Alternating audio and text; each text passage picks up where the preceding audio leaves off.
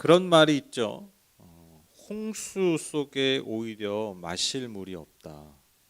란 말 들어보셨죠? 여러분 홍수가 뭐죠? 현상을 얘기하면 한마디로 얘기하면 그거죠. 물이 넘치는 거잖아요. 그렇죠? 물이 넘쳐서 우리의 삶의 터전에 있으면 안 되는 물이 거기까지 침투하는 거니까 물이 가장 많은 시기라고 할 수 있는 그게 여러분 홍수입니다. 근데 여러분 이 말 자체가 굉장히 역설적이죠. 물이 가장 많은데 정작 마실 물이 없다라는 거예요. 여러분 홍수 때 가장 먼저 오염되는 것 중에 하나가 바로 물입니다. 즉 우리가 먹을 수 있는 그 생수라고 하죠. 우리가 식용 먹을 수 있는 그 음료 그게 오염이 돼버려요. 가장 먼저. 그래서 여러분 홍수가 나거나 그런 재난이 날 때 가장 먼저 투입되는 게 뭐냐면 마실 물들 그런 것들을 빨리빨리 공급해야 된다는 거죠. 굉장히 이 말 안에 역설이 있다라는 것입니다. 제가 목회자로서 사역자로서 순간순간 저 자신에게 던지는 질문이 있습니다. 그게 뭐냐면 정말 목회자들, 사역자들의 홍수 가운데 있는 이 시대 가운데 매년 또한 쏟아져 나오는 그 사역자들 중에 목회자들 중에 과연 나는 좋은 목회자인가? 꼭 필요한 사역자인가? 그런 질문을 하게 됩니다. 제가 이제 목사 10년 차 됐거든요. 제가 2012년에 목사 안수를 받고 올해가 2022년이니까 10년이 꽉 채워지는. 요즘 목사 안수 기간이에요. 요즘 4월 말 5월 초가 이제 목사님들이 나오는 그런 시즌이거든요. 두 가지 마음이죠. 내가 정말 좋은 목사일까, 이 시대에 필요한 사람일까라는 생각. 그리고 또 그런 생각이 들어요. 왜 좋은 다른 목사 하실까? 너무 많아요. 너무 많아요. 또한 그런 생각도 듭니다. 우리 교회가 과연 이 시대에 필요한 교회인가? 그런 생각을 또 하게 돼요. 여러분 필요 없다는 게 아니라 우리가 정말 이 시대에 하나님께서 기뻐하시고 보시며 즐거워하시는 그런 교회인가? 하나님의 손에 들려진 그러한 공동체인가? 정말 교회의 홍수 아닙니까? 교회 홍수. 뭐 아시다시피 뭐 제일 많은 게 제가 알기로는 카페인 줄 아시죠? 아니 여러분 상가 중에 제일 많은 게 뭐냐면요. 부동산이에요. 부동산이 제일 많고 그 다음에 뭐 카페, 학원, 뭐 보습학원 이런 게 많고 교회가 3, 4입니다. 뭐 5, 6만, 한 6만까지 봤는데 지금 코로나 때문에 한 10,000개 교회가 없어졌다는 얘기가 있어요. 아직 정확한 통계는 아니에요. 근데 꽤 많이 없어졌을 거예요. 그래도 뭐 한 4위, 5위 유지하는 게 여러분 교회입니다. 너무 많죠, 너무 많죠. 여러분 또 하나의 홍수가 있습니다. 그게 뭐냐면 바로 예배입니다. 예배. 여러분 오늘날 우리는 예배의 홍수 속에 살고 있어요. 제가 그 병원에 있을 때 주일을 하루 병원에 있었잖아요. 태어나기 전에 주일 아침에 저도 이제 처음으로 정말 온라인 예배를 처음 드려봤어요. 제가 맨날 온라인 예배를 인도만 하다가 처음으로 들어봤는데 아침부터 고민이 되는 거예요. 왜냐하면 너무 너무 많아서 옛날에는 뭐 대형교회 몇 개만 뭐 중대형교회만 이렇게 있었다면 지금은 뭐 제가 아는 분들 작은 교회도 다 온라인 예배를 해요. 그분들 걸 드릴까? 그분 교회 걸 드릴까? 너무 많은 게 아침에 그 선택하는데 기도했다니까요. 어떤 예배를 드려야 될까? 어디 걸 접속해야 될까? 여러분 정말 문자 그대로 우리는 24시간 예배를 드릴 수 있어요.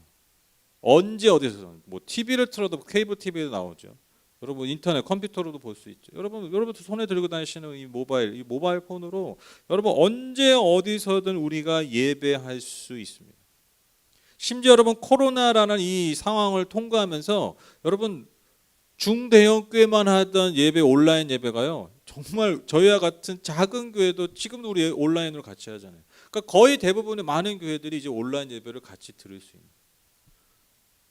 그러니까 어느 때보다도 우리가 예배에 참여하기에 이토록 좋았던 시절이 없습니다.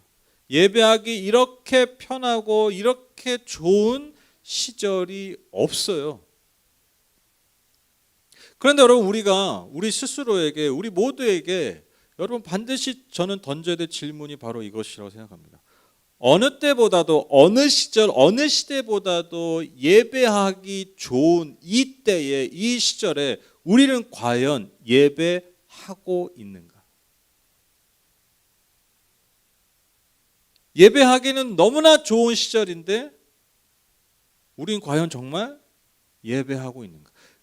제가 좀 말장난한 것 같잖아요. 근데 이거 여러분 이 질문을 한번 우리 스스로에게 정직하게 던져보자고요.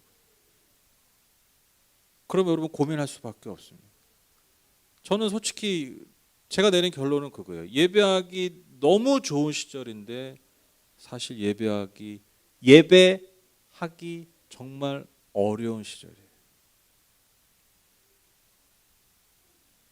홍수 속에 마실 물을 찾기가 어렵듯이 이 예배의 홍수 속에 과연 하나님께서 드실 만한 그 예배의 생수가 얼마나 있을까? 여러분 오늘 본문은요, 우리가 잘 알고 있는 장면입니다. 바로 예수님께서 예루살렘에 입성하시고 그 예루살렘 입성하실 때 그 당시에 메시아를 기대하고 기다렸던 그 예루살렘에 있던 유대인들이 예수님 우리의 메시아임을 고백하면서 호산나 다윗의 자손이여 막 예수님을 환영하는 아주 영광스럽고 아주 기쁨이 충만한 그 장면, 예루살렘의 입성 장면입니다. 그런데 저는요 성경을 보면서 참 이 이야기만큼 이 예루살렘의 예수님의 입성만큼 참 어떻게 보면 재미있고 어떻게 보면 참 기이한 본문이 없다. 그런 생각을 하게 됩니다. 왜냐하면 아주 다양한 느낌과 아주 다양한 감상을 주는 이야기이기 때문이에요. 너무 단순한 이야기 같지만 예수님 예루살렘 입성하니까 백성들이 막 기뻐하고 환영하고 예배하고 노래한 것 같지만 사실 이 안에 굉장히 다양한 감상이 있다라는 거예요. 첫 번째로 여러분 이 장면은요 굉장히 영광스러운 장면임에 분명합니다. 7절과 10절 보시면 제자들이 그 새끼 나귀를 예수께로 끌고 와서 자기들의 겉옷을 그 등에 걸쳐 놓으니 예수께서 그 위에 올라타셨다. 많은 사람이 자기들의 겉옷을 길에다 폈으며 다른 사람들은 들에서 잎 많은 생나무 가지들을 꺾어다가 길에다 깔았다. 그리고 앞에 서서 가는 사람들과 뒷단의 사람들이 외쳤다. 호산나 복되시다. 주님의 이름으로 오시는 분 복되다. 다가오는 우리 조상 다윗의 나라여 더없이 높은 곳에서 호산나. 사람들이 여러분 자신들의 겉옷과 나뭇가지를 까는 거예요. 이게 사실 엄청난 장면인데 왜냐하면 여러분 당시에 아무리 존경을 받거나 아무리 나이가 많은 연장자를 할지라도 그 사람에게 이런 행위까지는 하진 않아요. 그냥 이렇게 존경하는 표시를 할 뿐이지 자기의 겉옷까지 깔지는 않는다는 거예요. 여러분 자기의 겉옷까지 깐다는 건 어떤 의미일까요? 그냥 존경받는 인물 정도가 아니라 정말 왕으로서 환영한다는 거예요. 근데 여기서 말하는 왕은요 단지 예수님을 그냥 흔히 말하는 그런 왕, 이 나라의 왕이 아니라 정말 이 로마의 압제 가운데서 오랜 세월 많은 이방 민족의 핍박 가운데 억압 가운데 살았던 이 유대 민족을 정말 구원하고 저 강한 로마 제국마저도 박살낼 수 있는 그 메시아로서의 왕, 그분을 환영하는 표현이었다라는 거예요. 그러니까 정말 그 왕을 향한 나뭇가지를 깔고 옷을 깐다는 것은 그 왕, 그 메시아를 향한 충성과 순종을 다짐하는 행위입니다. 그러니까 내가 이제 당신을 섬기겠습니다. 내가 당신만을 따르겠습니다. 충성하겠습니다. 이런 고백을 하는 거예요. 여러분 엄청난 장면이죠, 그렇죠? 예수님이 3년 동안 고생하실 만했죠, 제자들 데리고, 그렇죠? 이제 진짜 사람들은 알아보는 거예요, 그렇잖아요. 여러분 호산나라는 많이 들어보셨죠? 이게 우리를 구원하소서 이런 뜻이에요. 우리를 그러니까 그 메시아를 향한 어떤 고백이에요. 메시아에게만 보낼 수 있는 고백할 수 있는 그러한 고백이 호산나라는 거예요. 그러니까 정말 예루살렘에 있는 많은 유대인들이 예수님을 그렇게 인정하고 그렇게 고백했다라는 것입니다. 그러니까 여러분 이 예배의 장면으로 볼 때 이게 얼마나 영광스러운 장면입니까, 그렇죠?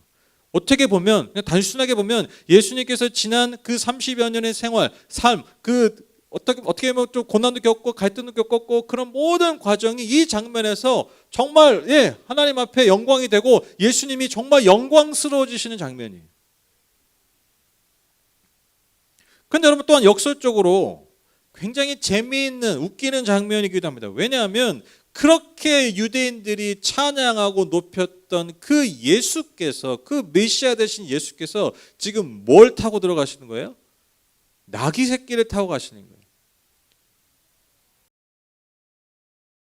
왕이, 그 전쟁을 승리한 왕들이 보통 못 타고 갑니까? 말을 타는데 말을 또 직접 안 타죠. 말보다 더 좋은 거, 뭐 이렇게 병거나 막 그런 거 타고 다니잖아요, 그렇죠? 여러분 그 대통령이나 뭐 큰 퍼레이드 보면 좋은 차 정도가 아니라 리무진 타잖아요. 리무진 막 그 위에 뚫려 있고 막 그래서 막 손 흔들고 막 이러잖아요, 그렇죠? 근데 여러분 그게 정상인데 어떻게 보면 그거를 예수님이 말을 최소한 말 정도는 구해 와야 되는, 그 말이 우리야 지금이야 뭐 말이 뭐 큰 의미가 없지만 당시에 말은요 군사 무기고 힘의 상징이 힘. 그러니까 일반 백성들이 나귀 새끼 겨우 있고 나귀 새끼 겨우 타고 다니는 거예요. 그러니까 오늘날로 치면 정말 그냥 차로 얘기하면 소형차 같은 거예요. 뭐 마티즈 뭐 이런 거예요. 여러분들 좀 있으면 대통령 취임하지 않습니까? 그렇죠? 근데 뭐 취임도 안 했는데 보통 한 3년 지금 한 것 같아요. 이렇게 시작도 안 했는데 이렇게 피곤한지 모르겠어요. 뭐 이렇게 뭐 옮기는 거 많고 왔다 갔다 하고. 근데 우리 좀 있으면 이 대통령 취임식 하지 않습니까? 대통령 취임식 할 때 여러분 많은 그 국민들이 막 모여 있고 막 그 정말 우리나라의 그 권력을 가진 사람들이 막 다 있을 거 아니에요. 유명한 사람 다 있을 거 아니에요. 여러분 그때 이제 우리 새로운 대통령이 이제 등장하시지 않겠습니까? 그때 못 타고 등장하겠어요. 리무진 타고 등장하겠죠. 근데 막 그런 장면에서 대통령 취임을 하는데 여러분 마티즈 타고 오는 거예요. 그 장면 어떨 것 같으세요? 재밌죠. 이게 재밌죠.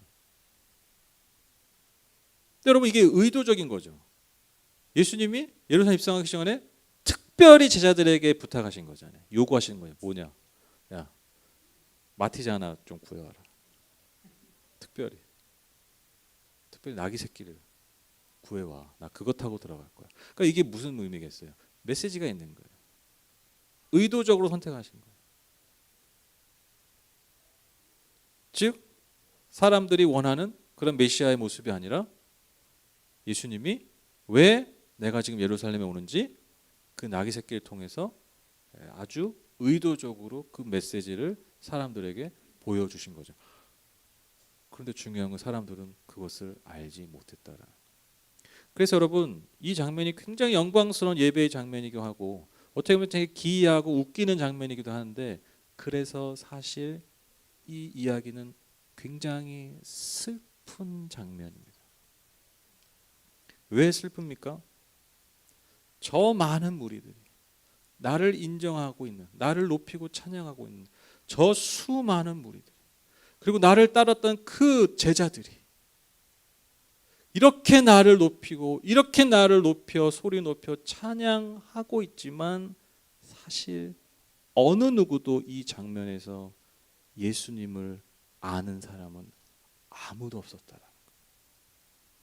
예수님이 예루살렘에 입성하실 때 가지셨던 그 마음에 그 뜻에 공감했던 사람이 정말 아무도 없었다라는 거예요. 여러분 예수님이 예루살렘에 왜 입성하십니까? 단순하게 얘기해서 죽으러 오신 거예요. 가장 비참한 죽음인 그 십자가에 달리기 위해서 예루살렘에 입성하신 거예요. 그런데 아무도 이것을 몰라요. 아니 관심이 없어요. 왜 저는 이 장면에 슬프냐면 여러분이 한번 예수님의 마음이라고 생각해 보세요.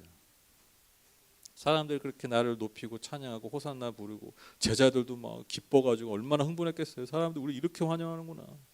이제 진짜 우리가 뭔가 하겠구나. 그런 제자들 보면서 기쁠까요? 여러분 예수님의 마음을 한번 생각해 보세요. 어떤 마음이셨을까요? 그 생각하면요 너무 이 장면이 슬퍼요. 나는 죽으러,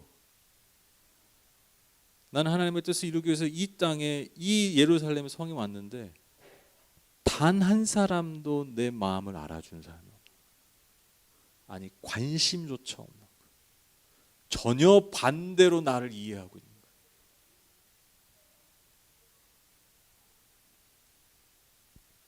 십자가에 달리기 직전에 그 어린 양의 모습으로 오신 예수님을 마치 맹수인 사자처럼 여기고 있는 이 사람들의 모습을 보면서 여러분 예수님이 얼마나 슬프셨을까요? 그래서 참 서글퍼요. 저는 이 장면을 볼 때마다.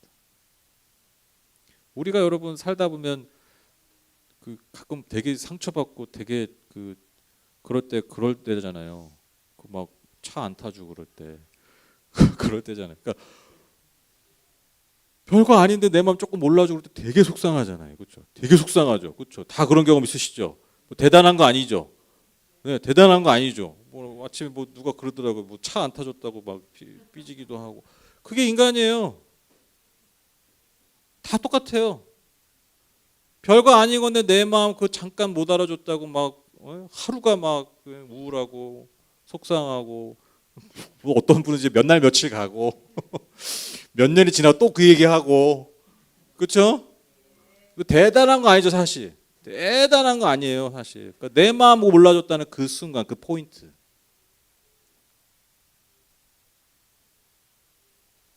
그거 너무 서글퍼요 이 장면. 몰라주는 정도가 아니라 아예 관심이 없어요. 예수님은 겸손의 상징인 나귀를 타고 들어오시는데 그래서 뭔가 메시지를 주시는데 사람들은 말 타고 병거를 타고 개선하는 그 왕처럼 군림하는 왕처럼 예수님을 바라보고 있었다는 것이죠. 로마의 손에 의해서 힘없이 죽으러 오실 예수님을 로마를 때려부실 메시아로 여기며 그분을 찬양하고 그분을 바라봤다라는 것입니다. 저는 오늘 이 본문을 보면서 항상 무슨 생각하냐면 우리가 드리는 예배를 생각하게 됩니다. 예배. 여러분 오늘 본문에 나오는 그 군중들의 그 사람들의 찬양의 내용을 보세요. 예배를 한번 보십시오. 어떻습니까? 어때요? 한마디로 기깔나는 예배입니다. 완벽한 예배예요. 그렇죠? 겉옷과 나뭇가지를 벗어 표현하면서 그러니까 예배 형식으로 예배의 모습을 보면요 완벽한 예배예요. 정말 내 삶의 헌신과 내 삶의 고백을 여러분 다 담아서 진짜 행위로서 그 메시아 되신 예수께 합당한 고백을 하고 있어요. 호산나 가장 높은 곳에서 호산나 이렇게 고백하면서 오직 예수께만 합당한 그 고백을 입술로서 정말 드리고 있어요. 여러분 예배의 모습으로는 예배라는 모습으로는요 여러분 완벽한 예배가 바로 이 장면이에요. 우리가 꿈꾸는 예배입니다. 그렇죠? 우리 이런 예배 꿈꾸지 않습니까? 그렇죠? 그냥 민기적 왔다가 민기적 예배 드리다가 그냥 밥 한 끼 먹고 그냥 그런 예배가 아니라 정말 우리가 이런 예배 꿈꾸잖아요. 우리 모두가 다 정말 손을 들고 일어나서 감격해서 주님을 예배하는 고백하는 여러분 우리 이런 예배 꿈꾸잖아요. 우리 이런 예배 드리고 싶잖아요. 그렇죠? 이런 예배 분위기가 좋으세요? 아니 그런 예배 얼마나 저도 그런 예배 들어봤지만 진짜 황홀해요. 진짜 하나님이 나를 막 다스리시고 임재하시고 그런 게 느껴질 때 그리고 모두가 그렇게 그런 마음으로 주님을 소리 높여 찬양할 때 여러분 얼마나 희열이 있는지 몰라요. 정말 하나님이 너무너무 기뻐하시는 것 같아요. 그래서 우리 너무너무 기뻐요. 예배의 장면으로 볼 때 여러분 오늘 이 예루살렘에 모인 군중 예배는요 완벽한 예배예요. 흠없는 예배입니다. 근데 여러분 중요한 것은 어느 누구도 이것을 진짜 예배했다라고 얘기하지 않는다라는 거예요.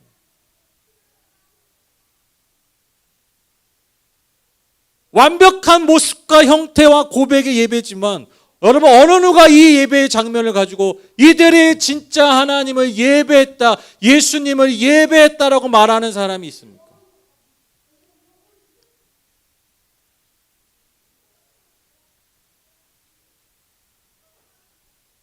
그러니까 여러분 이 본문을 볼 때 예배를 생각할 때 나의 옷깃을 우리의 옷깃을 여밀 수밖에 없는 거예요. 우리는 정말 예배하고 있는가? 흠없이 예배하고 있는데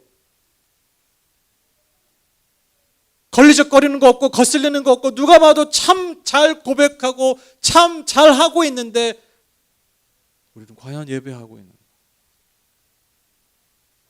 여러분 중요한 게 뭡니까? 이들은요 예수님이 어떠한 분인지 몰랐어요. 그러니까 예수님이 나한테 해줄 것에 대한 관심은 너무 분명하게 알았지만 예수라는 분이 무엇을 하길 원하시는지에 대해서는 전혀 관심이 없다는 거예요. 그러니까요, 그분께 합당한 마땅한 완벽한 고백을 드렸다 할지라도 그것이 예배가 될 수 없었던 이유가 뭐냐? 그분 자체를 예배한 게 아니라 그분이 내게 줄 것에 대한 기대치로 예배했기 때문에, 그렇게 반응했기 때문에. 그러니까 그건 예배가 아니죠.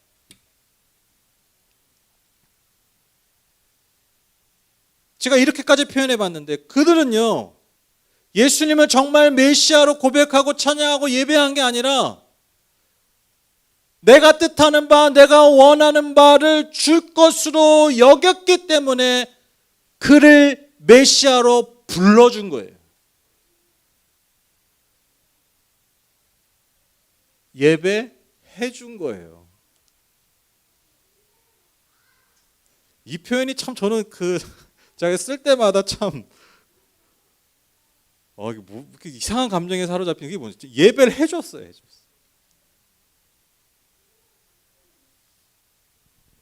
이게 여러분 이 예배의 본질이에요. 자신의 관점, 그러니까 내가 보고 싶은 것, 그리고 자신의 관심, 자신의 욕망, 자신의 만족, 이걸 저 예수를 통해 이룰 수 있을 것 같은 거예요. 그래서 그를 메시아로 불러준 겁니다. 예배해 준 거예요. 그러니까 여러분 우리가 알잖아요. 예수님이 십자가에 달릴 것 같으니까요, 그 군중들이 다 예수를 떠나죠. 왜? 해줄 것 같았는데 못 해줄 게 드러난 것 같으니까 마치 썰물 빠지듯이 싹 다 빠지는 거예요. 그러니까 여러분 그러면서 얘기하시잖아요. 어떻게 아무리 그래도 어떻게 예수님 그렇게 호산나 그러더니 어떻게 사람들이 그렇게 하루아침에 그렇게 태세를 전환할까? 우리가 그 예수님 십자가 못 박이는 장면 이야기할 때 항상 그런 생각 하잖아요. 근데 너무 당연한 거예요, 사실. 왜? 이거 예배가 아니었기 때문이에요. 그들이 변한 게 아니라, 이게 중요합니다. 그들이 갑자기 변한 게 아니라 그들은 원래 그런 거예요. 이상한 게 아니에요. 왜? 이게 예배가 아니었기 때문에.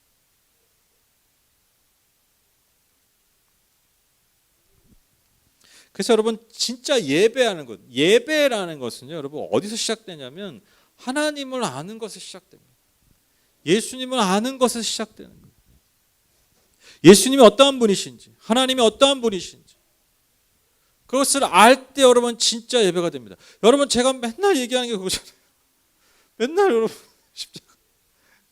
십자가 의미를 맨날 말씀드리잖아요.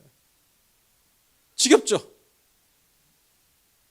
나의 나됨을 통해서 나를 자꾸 증명하는 것이 아니라, 여러분 그게 기독교가 아니에요. 내가 어떠한 존재인지 예수님께 증명하는 게, 하나님께 증명하는 게 여러분 기독교가 아니라, 그런 종교가 기독교가 아니라 십자가를 통해서 증명된 나의 가치를 믿고 받아들이는 것. 여러분 이게 기독교 신앙의 출발이에요. 내가 주님이 입성하실 때 호산나 다윗의 자손 예수여, 내가 제일 크게 소리 지를 거야. 내가 제일 높이 소리칠 거야. 내가 제일 좋은 자리에서 하나님 예배할 거야. 여러분 이렇게 나를 증명해서 여러분 주님께 뭘 받아내는 게 여러분 기독교가 아니라, 이미 예수께서 2000년 전에 나를 위해서 증명하신, 나를 얼마나 사랑하시고 나를 얼마나 귀하게 여기시는지 그 하나님의 마음을 아는 것, 그 예수 그리스도의 그 마음을 아는 것, 여러분 여기서 기독교 신앙이 출발하는 거예요. 전혀 다르죠. 다른 종교는 너가 먼저 그 신을 향한 너의 중심을 증명해봐. 여기서 출발한다. 기독교 신앙은 그게, 여러분 우리가 맨날 하는 은혜가 그거예요.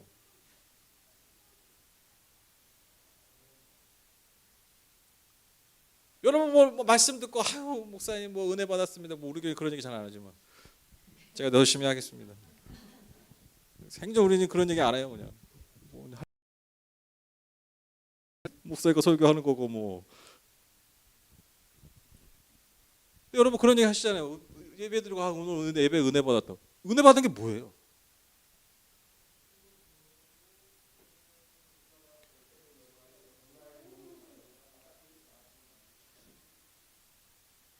그 생각 안 해보셨어요? 은혜 받는 거. 그러니까 우리가 알게 모르게 은혜 받는 게 뭐냐면, 오늘 막 너무 막 예배 너무 막 호산나 했어. 오늘 얼마나 막 진짜 우리 같이 막 하나님의 호산나 했는지 몰라. 너무 기쁘고 너무 좋더라. 오늘 저기 예배 인도자 예배 찬양할 때 오늘 곡이 너무 좋더라. 그러니까 여러분 진짜 아주 뭐라 그럴까요? 진짜 단순하게 진짜 제가 단순하게 얘기하면요. 우리가 보통 오늘 예배 은혜 받았어. 이게 표현이 사실 그 안에 담긴 의미가 뭐냐면 오늘 예배 드는데 너무 기분이 좋았어. 뭔가 될 것 같아. 뭔가 이제 메시아가 날 뭐 해줄 것 같아.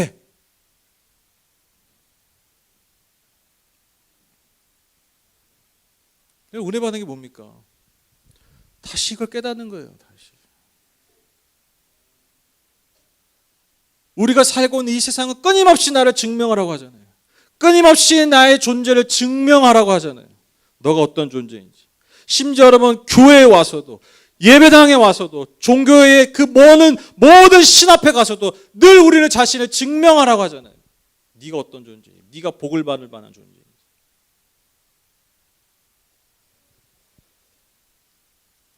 우리가 예배 가운데 은혜 받는 게 무엇입니까?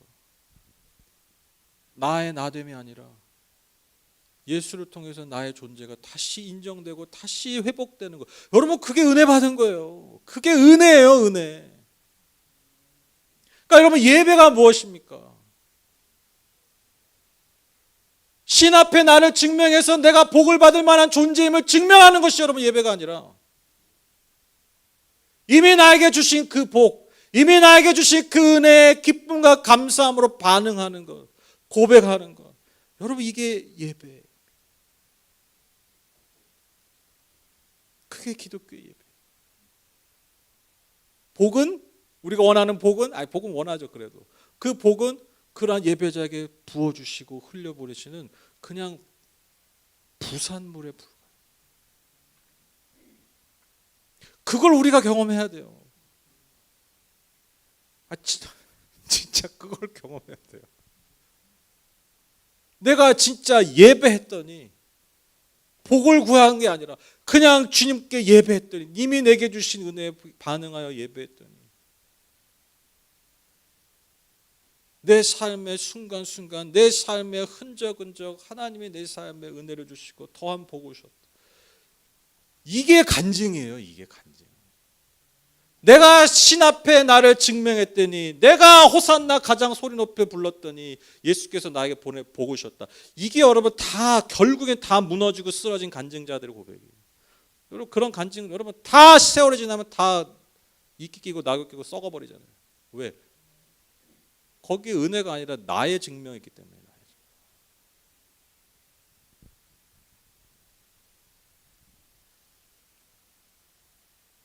그래서 여러분 우리의 이 예배를 통해서 우리의 공예배죠. 우리가 공예배 중요한 게 그거예요.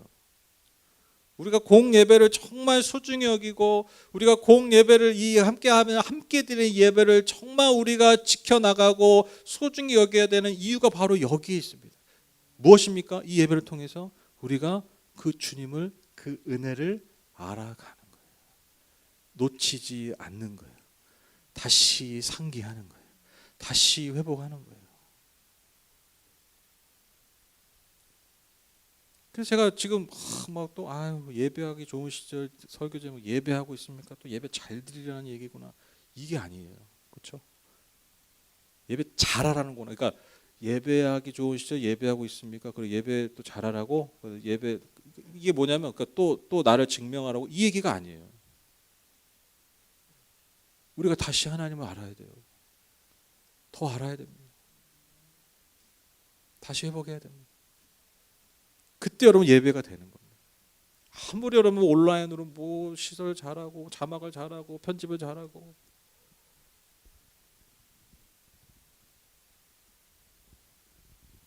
그것은 뭡니까? 하나님을 정말 예수님을 정말 잘 알기 위한 통로요 도구에 불과하다는 거예요.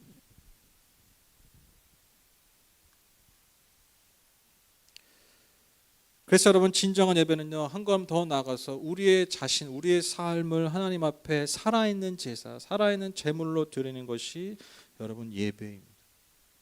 그래서 여러분 예배는 단지 고백에서 끝나는 게 아니에요. 그 은혜 받은 자로서, 은혜 받은 자로서, 은혜를 아는 자로서, 은혜를 경험한 자로서, 은혜에 부딪힌 자로서 어떻게 여러분 그냥 그저 대충 그렇게 살 수 있겠습니까? 어떻게 계속해서 나의 욕망과 나의 만족만을 구하며 심지어 그것을 채우기 위해서 하나님을 이름을 불러가 주며 살 수 있겠습니까?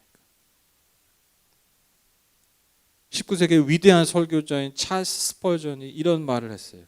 자기에게 몰두하고 있는 우리의 시선을 돌려 그리스도를 바라보게 하는 것은 항상 성령께서 하시는 일이다. 그러나 사탄의 일은 이와는 정반대다. 사탄은 우리로 하여금 끊임없이 그리스도 대신에 우리 자신에게 몰두하도록 한다.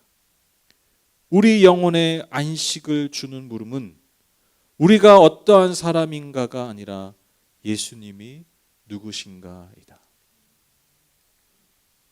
우리가 주님을 더 알아가면 알아갈수록, 그것을 더 원하고 소망하면 소망할수록 우리의 삶은 저절로 예배자의 삶, 산 제물로서 드리는 예배자의 삶이 될 줄 믿습니다.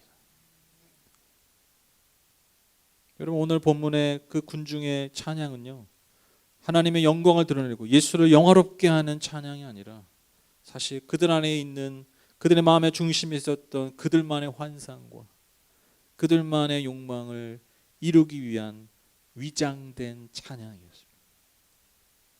주 예수 그리스도를 향한 참된 믿음과 참된 순종이 없는 빈 껍데기의 예배요 찬양이었던 것이죠. 여러분 기억하십시오.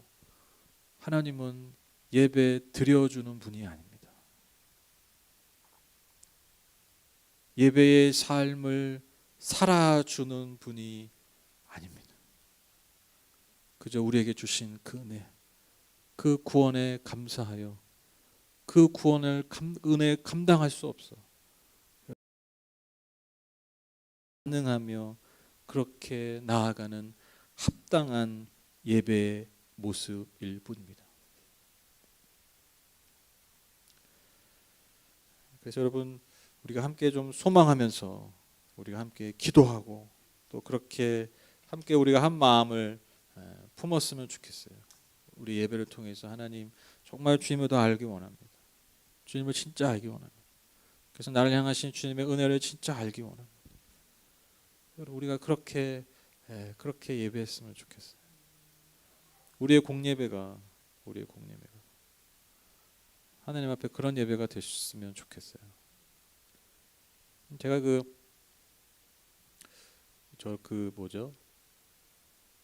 요즘 인기 있는 게 이제 그거잖아요. 그 상담하는 거 요즘 인기잖아요. 그렇죠? 솔루션 하는 거. 그래서 뭐 금쪽이 그 아이들 그거랑 또 이제 뭐 또 유명인들이 나와서 막 상담 받잖아요. 그래서 뭐 우리가 보기엔 너무 멀쩡하고 너무 잘 사는 것 같고 너무 막 적인 것 같은데 알고 보니까 막 엄청 문제 많고 사는 게 지옥이고 막 그런 유명인들 많잖아요. 또 저는 그것도 좀 자주 보는 건 아닌데 이렇게 문제 핵심을 이렇게 좀 보려고 하는 게 뭐냐면 그 우리 개는 훌륭하다, 모든 개는 훌륭하다, 뭐죠? 둘 다 틀렸나요? 하여튼 뭐 그것도 여러분 보면 똑같아요, 그렇죠? 그 뭐 아이의 문제나 뭐 성인의 문제나 심지어 동물의 문제도 다 뭐냐면요. 아까 제가 말씀드렸죠. 그 근본적 관계의 문제.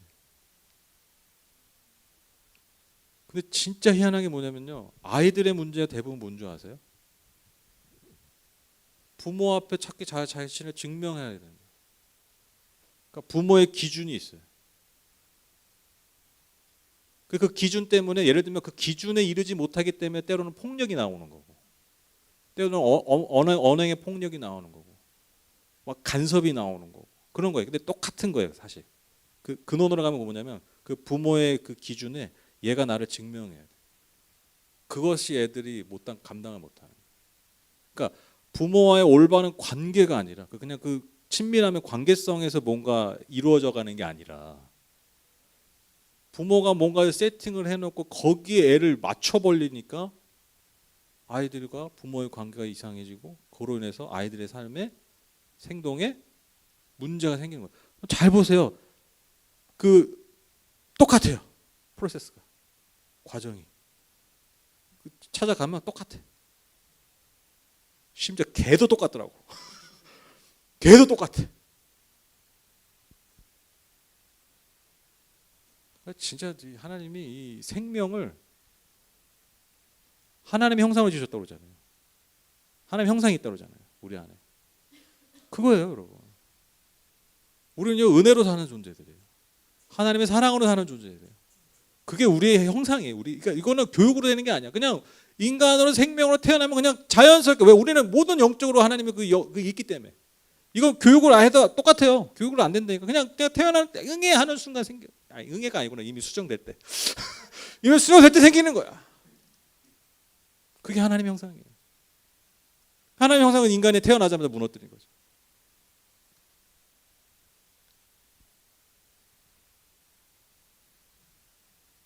그래서 부모가 어떤 존재인지, 자녀가 어떤 존재인지, 그 자신을 잘 알 때, 그 자신의 존재의 의미를 알 때, 거기서부터는 문제 해결이 되는 거예요. 정말 여러분, 저는 진짜 너무너무 갈망하고 소망합니다. 우리 하늘법교에 드려지는 모든 예배를 통해서 우리가 이런 하나님을 알았으면 좋겠어요. 하나님 얼마나 좋으신 분이고, 예수 그리스도가 얼마나 우리를 위해 가치 있는 일을 하셨고, 그래서 우리가 얼마나 귀한 존재들인 것을 우리가 깨닫는 겁니다. 그 하나님과의 관계, 세상에 문막만 나가면 관계를 무너뜨리는 이 세상의 기준들, 이 세상의 가치들에 이 파묻혀 사는 우리가, 여러분, 예배의 자리를 통해서 하나님 맞아, 그런 분이 아니셨지. 하나님 원하시는 게 그런 것들이 아니지.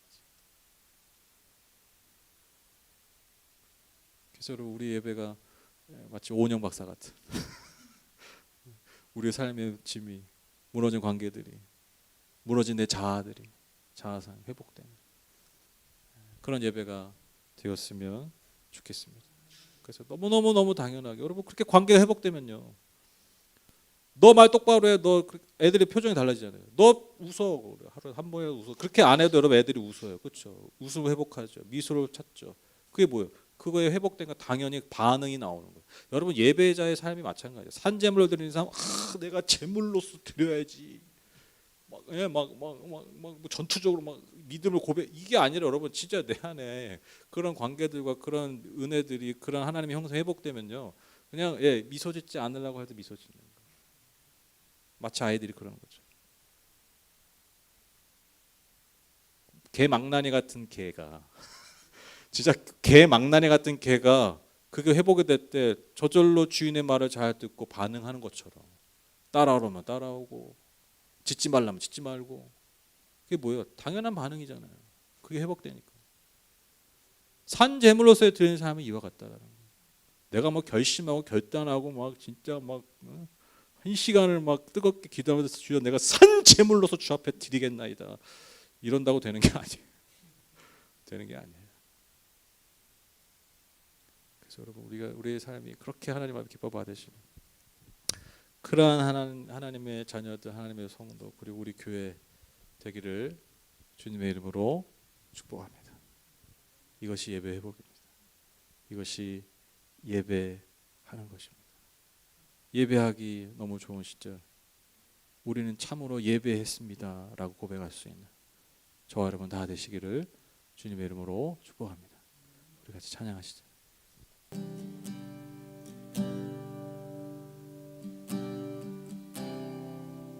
내 구주 예수를, 내 구주 예수를 더욱 사랑 엎드려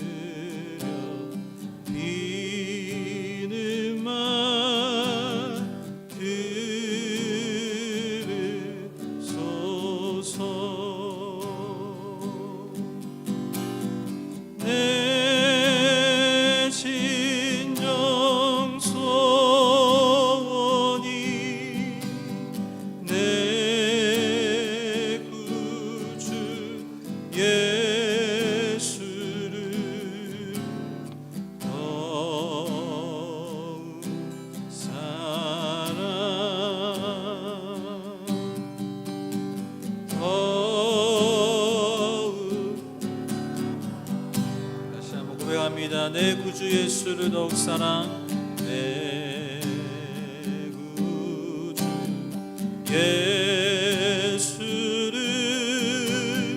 더욱 사랑,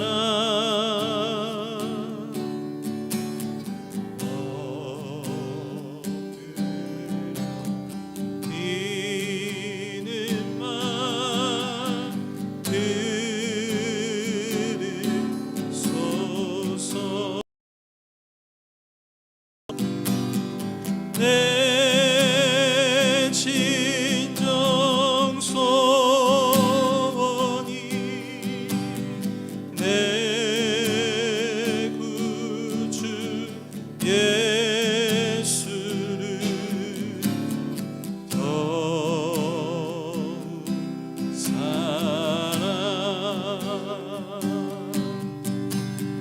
더욱 사랑. 이전에 세상 나 기뻤어도 이전에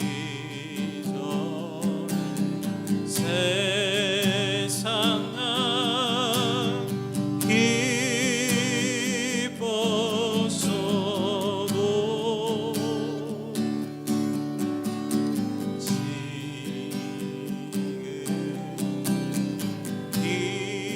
기쁨은 오직 예수.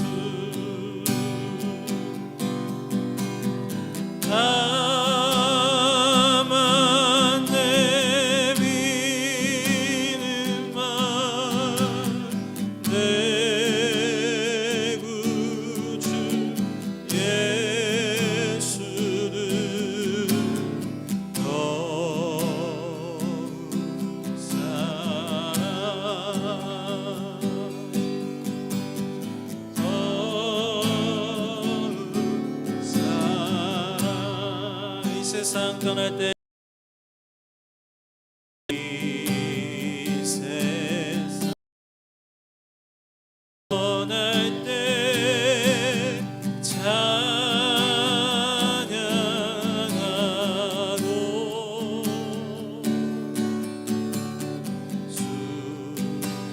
순진해 하는 말 이것이 세.